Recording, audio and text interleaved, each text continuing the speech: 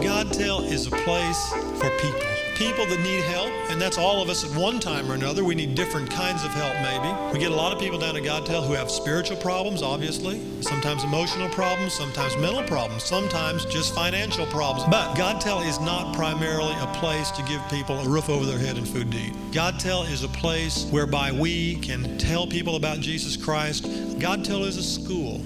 It's my school. It's my wife's school. It's the people that work for GODTEL school. It's a place whereby we can learn how to minister to people, how to love people, and all the people that cooperate in this effort get to be part of what's going on at GODTEL. God is a God of miracles, and that's what you're seeing down at GODTEL. You're seeing God perform some things in a very subtle, quiet way, and yet a job gets done that outside of the supernatural would not get done.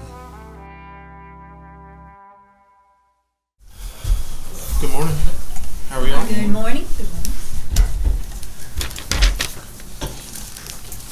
We started 1 Peter chapter 4 last week, so we'll go back there. And we started talking about suffering. So we're going to continue that conversation about suffering. You know, there's this question that a lot of people have in the world that says, you know, if God is a loving God, then how can there be suffering? You know, and that's a hard question to answer for somebody,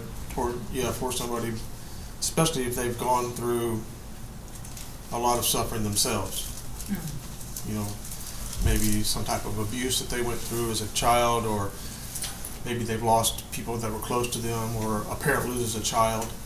Those are very, very difficult situations to try to bring an answer to that question in a satisfactory way. It's almost impossible, you know, because the feelings that person has blocks any acceptance of any type of answer. You know, you look at the horrible things that have happened in our world. I mean, you look at war and how many times people were just trampled over, and you know. So why? You know, why does God allow suffering? And you know, I can't give you an answer that's going to satisfy you either. Yeah. There are some things we can talk about, though. So for the person that says, I don't believe that there's a God because suffering exists, that person would be an atheist, right? Well, the thing is that atheism doesn't answer the question of why they're suffering either. In fact, you know, if you're an atheist and you believe that there's no God, you really have no basis to even be mad that there's suffering. I mean, it just is. You know, it is what it is. You know, the weak we get trampled by the strong. I mean, that's just life. You know, it's so. As a matter of fact, the fact that they feel that it's wrong is actually evidence that there is a God. Because if there was no God, you would have no feeling that it was right or wrong. It would just be. I mean, it just is, right? But the fact that we have in us this innate feeling that says that's not correct is actually giving tribute to the fact that there's a God. So, at the end of the day, I don't believe atheists exist. That's what I tell them when we have the conversation. I say, well, you say God doesn't exist. Atheists don't exist. Love it. I mean, what are they going to do with that? You know? I think you can be an agnostic, you know, but I don't think you can be an atheist. So why does God allow suffering? Well, here's one thing that we can answer that it can't be a reason, okay? It can't be that God doesn't love us. Right. And the reason is this. God the Father sent God the Son to the earth to be human. And he said, I need you to do everything that I ask you to do. And he did it. And then he was crushed. Yeah. And he went through suffering. So God knows what suffering is like. Yes. Absolutely. So it can't be that he doesn't love us. Because if he didn't love us, he would have never put himself in the situation to endure suffering himself. Right. Okay? So we have to take that off the plate. It can't be that he doesn't love us.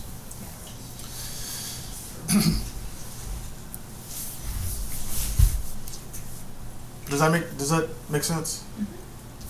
Okay.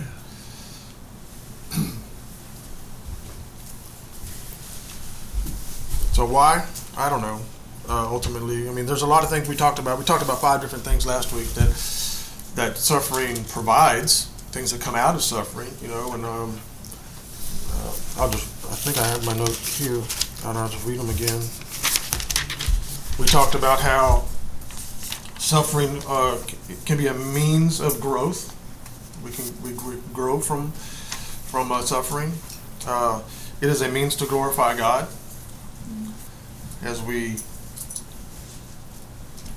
face suffering in a Christ-like manner through the strength of God that brings glory to Him. Yeah. Okay. Suffering is a revelation of God's love to humanity. We talked about that. We just talked about it a second ago, where He sent His Son, or God the Father sent His Son to experience suffering and to take the penalty for sin of mankind.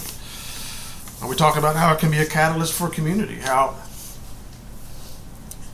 suffering can change you in a way that nothing else could ever do. And it can produce a compassion in you and a desire to fight a cause or to stand up for somebody else in a way that you never would have done before unless you experienced it yourself. Okay? And then we talked about suffering is a reminder of our limitations and our need to have a dependence on God. Yes.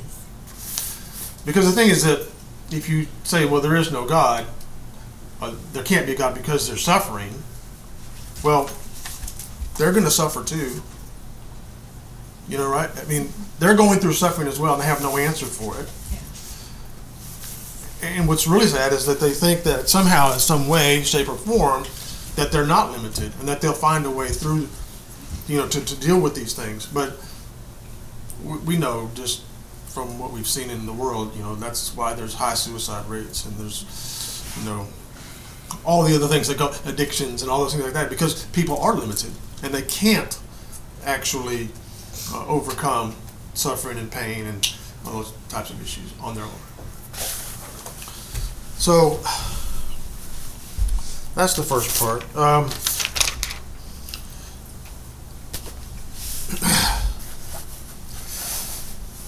We'll just deal with this too, though, because some people, or because they say, I don't see where there's evidence of God, and a lot of times it's because it's suffered.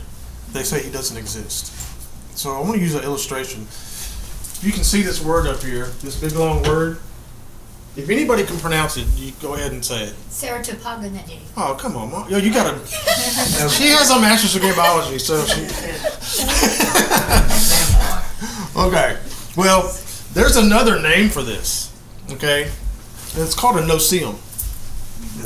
Noceum. No, S-E-E-U-M-S. Noceums. Oh. That's what they're called. Noceums. Okay. So there's a man that used this illustration. He said, if you looked into a tent and you were looking for a Great Dane, and you look inside the tent and you don't see a Great Dane, you can postulate there's no Great Danes in there, right? But if you look in there to see those things, the noceums, and you go, I don't see them, so they must not be there. That would be false. Because they can be there. And what it is it's an insect. This is a real insect. But it's so small that it can go through the pores of a tent and they bite you. once you get bit, you know it's there. Even if you couldn't see it. Yeah. Right? So some people will say, well, I look out and I don't see that there's a God. Well, He loves you. Yeah. He's provided for. He's done all kind of things, and even lost people get showered with grace. The grace of God is present. Look at the blessings that people enjoy in life. And then they say, well, there's no God because they can't see Him. Well, that's just false. Okay. And a lot of times, once again, they say that because they've gone through something difficult and their heart is hurt. The hurt hearts sometimes get hard, and hardened hearts don't want to accept truth. Yeah. So those are just some things I want us to think about. In 1 Peter 4, let's look at the first 4 verses. He says, "For as much then as Christ has suffered for us in the flesh, arm yourselves likewise with the same mind," or the same thought process, okay? "For that he that suffered in the flesh has ceased from sin, that he no longer should live the rest of his time in the flesh to the lust of men, but to the will of God. For the time past of our life," I can't barely see here, "may suffice us to have wrought the will of the Gentiles, when we walked in lasciviousness, lust, excess of wine, revelings, banquetings, and abominable idolatries, wherein they think it strange that ye run not with them to the same excess of riot, speaking evil of you." So I want to frame this. Let's understand there's 2 types of sufferings. One, he's talking to a group of people that are displaced. We've talked about this many times. They're displaced from their homeland. They're displaced from their kinsmen, from the customs that they grew up with, and they're in like modern day Turkey now instead of Israel. Okay, and they are outcasts, and they're not even at this point. They're not even Jews in a Gentile world. They're Christian Jews in a Gentile world. So if there are Jews there that aren't Christians, they get persecuted by those people as well. Sure. Okay? So when we talk about sufferings, there is this type of suffering that we endure because of this circumstance, these outside pressures. Okay? And it can be the same type of sufferings that people around us. So let's say there's a famine in the land. Okay? Well, then we would, they would suffer those types of things as well. But then they would suffer because of their Christian faith. They're following Christ. Okay, that's one type of suffering. But then he breaks off in here and he says, look, you used to act a certain way. You used to live by your own lust and by your desires, and you would go out and party and stuff. And if you look at this, I read like all of these words: lasciviousness and lust and banquetings and riotings, and it's really kind of eye-opening that a lot of them have to do with alcohol. Because the human response to suffering is to find something to pacify that feeling, right? So he talks about being given to too much wine. That's one of those words in there. But then he talks about not only given too much wine, he talks about having parties that are specifically centered around getting drunk. I remember when I was in the military, we would hang out like every weekend, the guys, and we'd say, whose house we're going to hang out this weekend, or we're going to go to, like, there was 4 of us, all of us were named Mike, and someone would say, oh, we're going to go to Mike's house. Well, which one? 1, 2, 3, or 4, okay? Pick a Mike, right? But as soon as we found out which Mike's house we were going to, the next question, it happened every week. Somebody would say, well, who's bringing the beer? Who's bringing the beer? That was the very first question. And then we would all say, well, I'm bringing this much, and that person's bringing this much. And then we had one friend named Mike Guy, and he always brought his own, and nobody else got to drink it. He brought an entire cooler. He would put his beer in there, and he would sit on it. And and people would didn't know him. They would come up and say, hey, man, can I get a beer? He's like, you can't get no beer. This is my beer. Because our lives revolved around alcohol. And the reason it revolved around alcohol is because we were all young and dumb, and we were dealing with all kind of stresses and pains and things that we had grown up with and things that we were now experiencing, and we were trying to find a way to let off some steam. And he talks about that in here. He says that's not the way that we're supposed to be living. He doesn't say, thou shalt not drink. That's not what it says. I want to make that clear. Somebody has a glass of wine, they have a beer, whatever. But when that drink becomes more important in your walk with God, or that drink now becomes a stumbling block to the person you're with, now there's some things that you got to talk about with the Lord, okay? So he's saying, look, this is how you used to live. So because you were suffering because of these pressures, what you would do is you would find some way to pacify yourself. And a lot of times it was with the drinking, and it turns into reveling, where people are like, what happens when they leave the bar? They're walking down the street and they're yelling and they're, they're in a whole different headspace, right?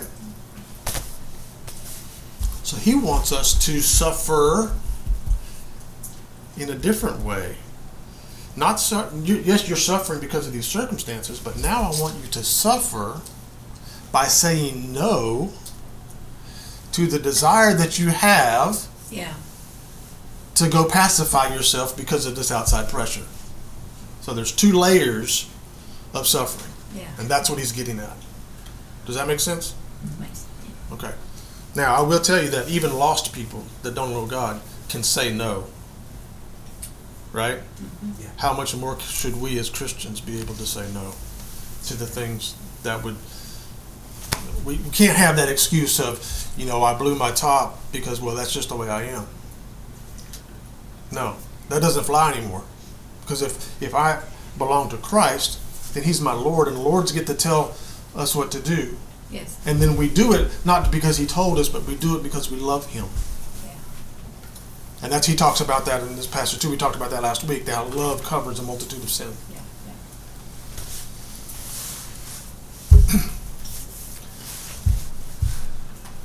So let's turn to Romans chapter 8, and let's look at what Paul says about this subject.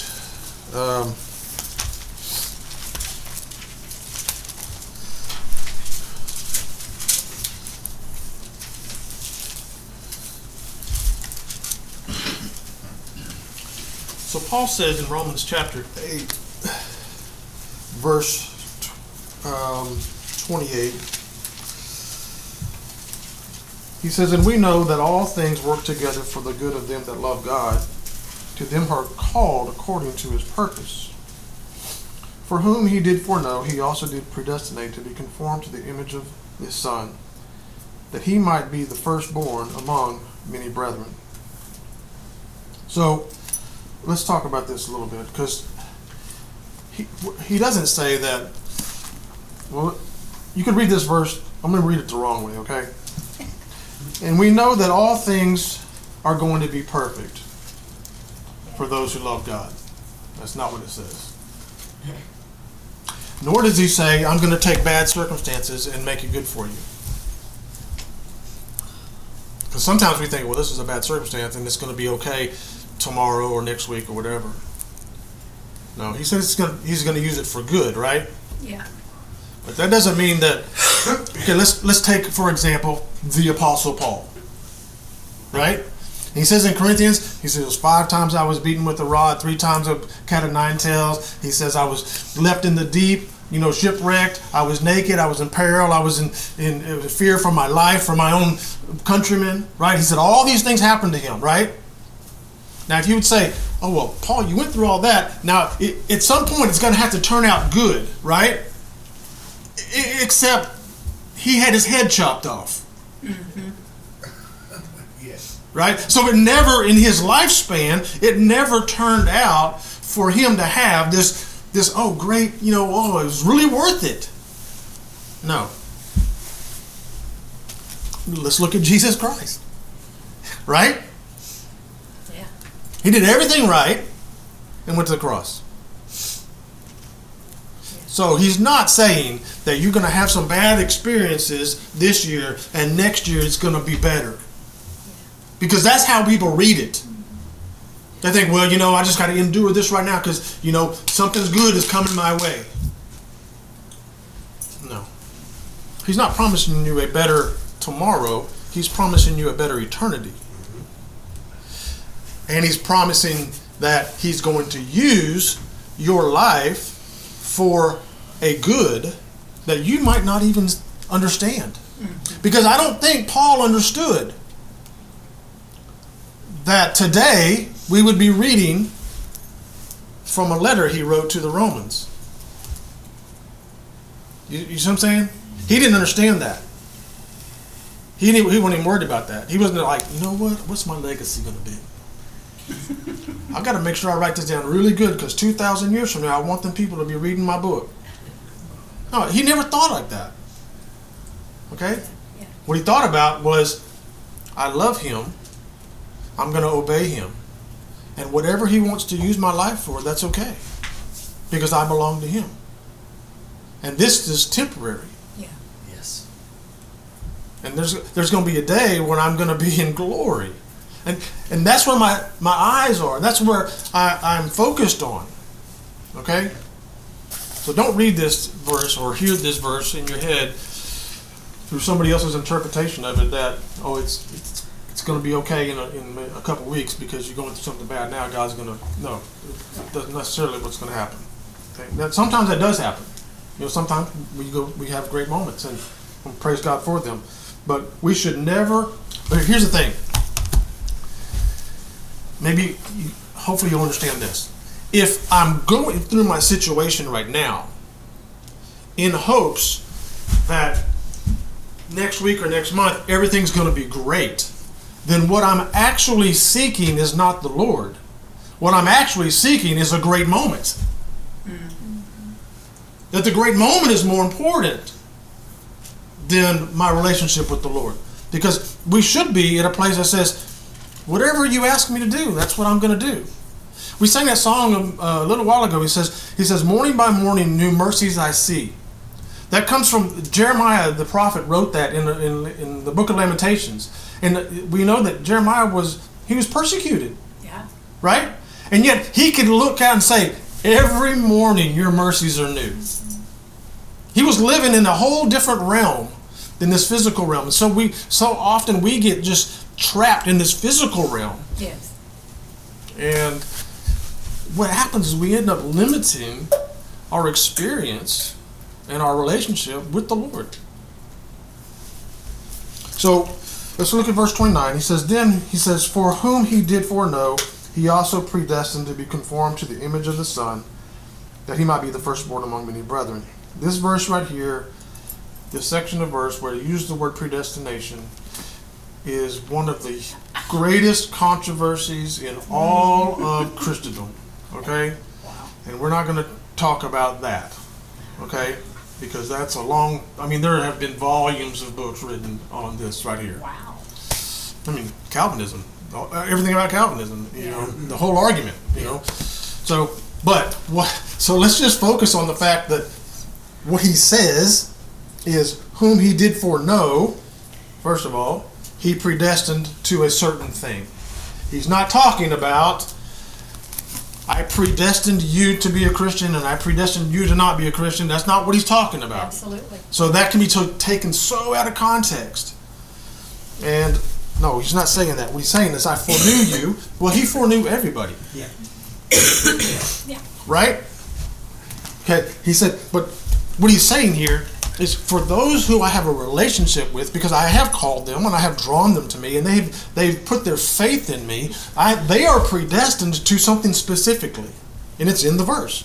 Okay, and it says they are predestined to be conformed to the image of Christ. Well,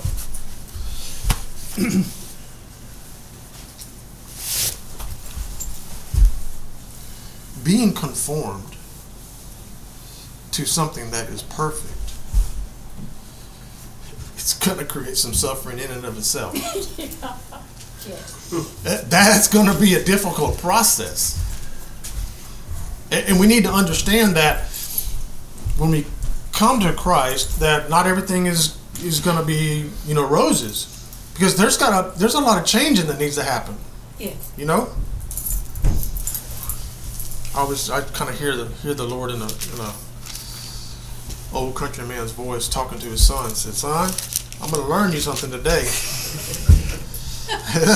and that's kind of what our life is like. It's like he's about to learn us some stuff, right? Yeah. Because we have to go through a process of changing, and that does create suffering. As we change, it creates suffering just because there's people around us that they don't understand why we're different now. He talked about that in 1 Peter. I mean, we just read it just a minute ago. Yeah. He's like, these people are looking at you like, hey, why aren't you hanging out with us? Why aren't you doing what we're doing? So no, that's not who I am. Oh, you got religion. Oh, you're better than us now. No, it's not. It has nothing to do with that. It's that I love somebody. His name is Jesus. Mm-hmm. I'm going to respect him. I'm going to honor him with my life, with my actions. Yeah. To reiterate what he says here, he's not saying that we're going to be free from the pressures of the world, because in verse 35 of the same passage, he says, "Who shall separate us from the love of Christ? Shall tribulation, distress, persecution, famine, nakedness, peril, sword?" He's not saying you're going to be free from those things. He's saying those things will occur in your life, or can occur in your life, but those things can't separate you from his love. Right.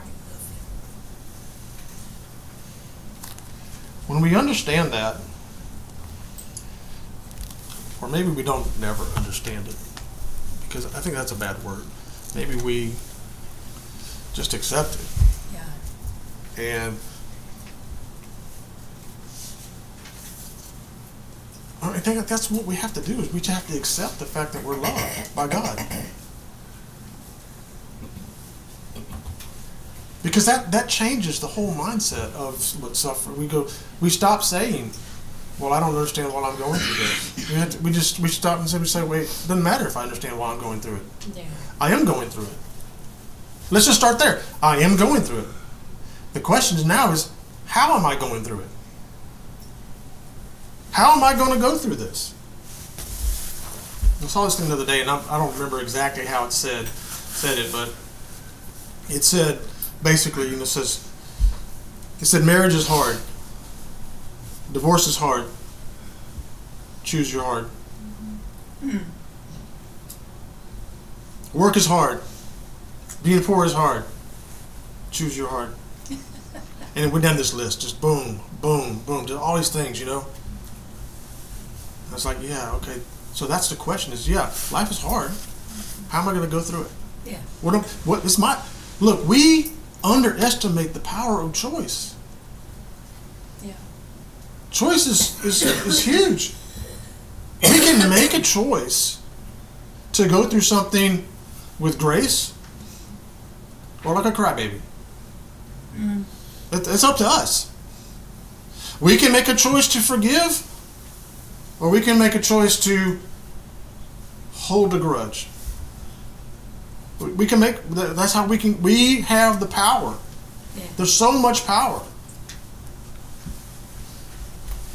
I always wanted to start a program for like Alcoholics Anonymous or NA, they had a 12-step program. I always wanted to start a program called Choice Away. It's a 1-step program. You make a choice. Don't drink. You make a choice. Don't do drugs. I mean, you think it sounds like, oh, that's crazy. But really, at the end of the 12 steps, it's really just 1 step. You make a choice. Yeah. That's what it is. It's good. I think sometimes what happens is we go through something that's suffering, and we make it all about us, and we just don't understand that there's a bigger picture out there. And what God is trying to do with allowing suffering is one of those things we talked about, how we need to see our limitations. God uses suffering to draw us closer to Him. So let's just say, for example, that we've gone through some stuff. We've all gone through some stuff. We came to a place where we have accepted Christ. We say, okay, I know that I'm a sinner. I see what you've done for me. I trust you. I put my faith in you. And then at some point after that, we go through suffering again. And then we start to doubt that He really loves us. We even doubt our own commitment. Yeah. I don't know if you've ever done this before, but I've done it before. I've gone through stuff and I've said to myself, what if you're not even saved, Michael? What if you're not even a Christian? Have you ever done that? Yeah. Yeah. You ever questioned?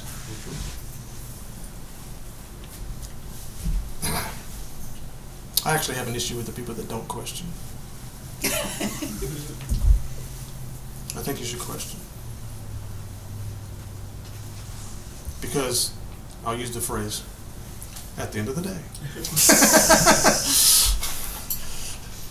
If you question, it should bring you back to the same answer. I am loved.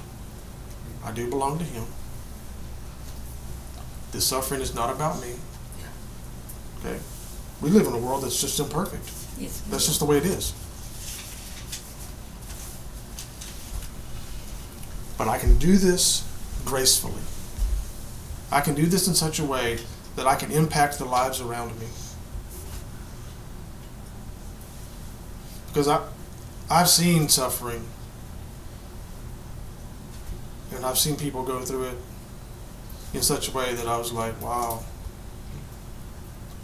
that just blows me away. There was this guy, we were talking about it this morning actually, H.C. Levitt. He got married to his wife. He's passed away. They're both passed away now, but he got married when he was, I think he was 19 or 20, and she was like 18. And then he went off to World War II, came back, and they built a life together. I met him when he was late 70s, probably actually 80, and we became really, really good friends. And so he'd been married to his wife for like 60-something years, you know. And she lost the ability to walk, and he absolutely refused to put her in a home, and he refused to have people come in the house and take care of her. And I'd go to his house several times, and we would talk, and he would say, "Well, just a minute," and he would pick her up, and he would take her to the restroom, or he would pick her up and go put her in the bed, or he'd pick her up from the bed, and he's an 80-year-old man picking up his wife, you know, and carrying her, and I like, "Do you need help?" No, you know, he don't need help, you know. And she was in suffering. She was suffering, right? And he was suffering. Yeah. But if it wasn't for me having an opportunity to see how they went through that suffering, Yeah. man, it changed me. It changed me, I'm telling you. It wasn't like that changed me, but That was 20 years ago. I've got tears in my eyes right now because, like, I mean, God forbid that I'm ever in that situation, but if I am, I want to be like that guy, right? Yeah. That made such an impression on my life, that walked through suffering with grace and dignity, and said, "Hey," because he could have been mad about it. He could have made it all about himself. And he could have said, "God, I don't understand why you have let my wife be like this. I don't understand why I have to do everything now, because haven't I been faithful to you?" See, he could have made it all about himself, but he didn't do that. Yeah. He said, "You have a need. You, my wife, have a need, and I'm going to meet your need. And yeah, it's hard for me to pick you up. I'm 80 years old. It's hard for me to pick you up and take you in there, but I'm going to do it. Because I want you to see the love, and not just my love, but I want you to see the love of God through me." Yes. He ministered to his wife, he ministered to me, he ministered to his two sons. He made everybody that knew him understand that this guy's name was Mr. Lovett. Love. I mean, like, God gave him this name, like, for a reason. Like, when I realized all this, I was like, "Are you serious? His name is Mr. Lovett?" He taught me more about love than anybody I've ever met in my entire life. Wow. Because he didn't take suffering and say, "Well, I'm going to self-medicate." No. He medicated the people around him with love. And that's what God is asking us to do. To see past ourselves, seeing past what I deserve, and be willing to give. And we can give because of Psalms 23. Our cup runs over. Let's have a word of prayer. Heavenly Father, Lord, I thank you for your love, for your grace, for your mercy, for your kindness, for your patience. And Lord, even though it hurts, I have to thank you for the fact that we have hard times. May we each and every one of us, Lord, every time there's a hard moment, may we be drawn closer to you. And every time we have a good moment, may we be drawn closer to you in thankfulness. Yes. In Jesus' name, amen. Amen.